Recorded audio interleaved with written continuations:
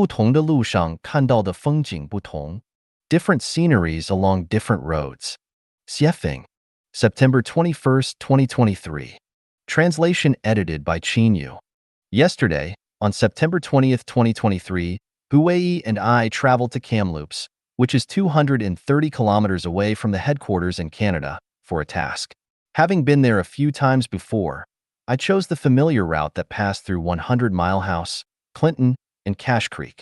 From Cache Creek to Kamloops, the landscape was characterized by desolate mountains and sparse human activity in the valleys.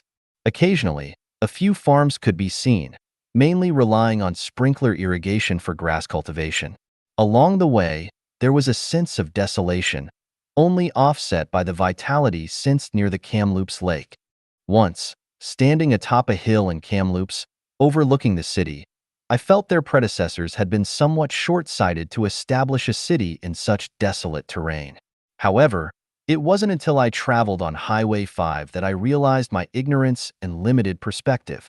The return journey was guided by navigation, initially following Highway 5, almost parallel to the Thompson River. The scenery along the riverbanks was picturesque, with dense population and diverse landscapes.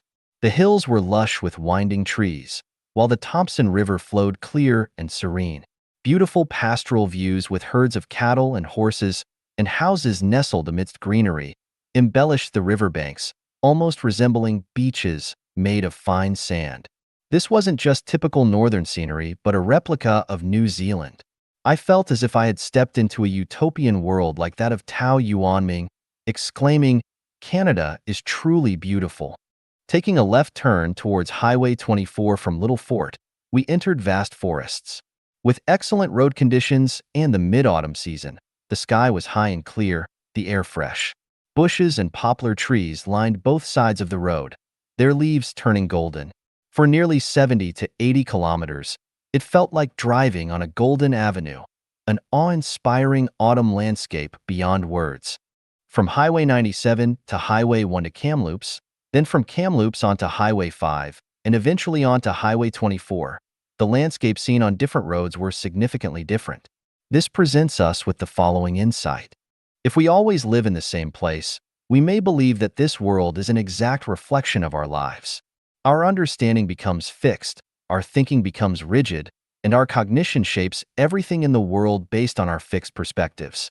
This can lead to inflexible thinking, a lack of adaptability, which causes conflicts and contradictions, leading to chaos, even wars, ignorance, and backwardness. Similarly, if we always travel on Highway 97 or 1 but never on Highway 5 or 24, we'll never know the scenery along these roads. If we immerse ourselves solely in a certain religion, political system, or cultural ethnicity, we'll never understand the essence of other religions, the merits and demerits of different systems, or the characteristics of other cultural ethnicities. In such circumstances, any conclusions we draw will surely not align with universal values.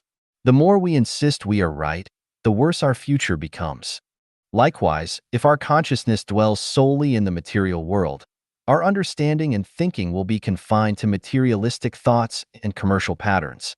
Consequently, we will never understand the mindset and realms of people living in the spiritual and soul worlds. We might think those living in the spiritual world, especially the soul world, are incredibly foolish or even mad.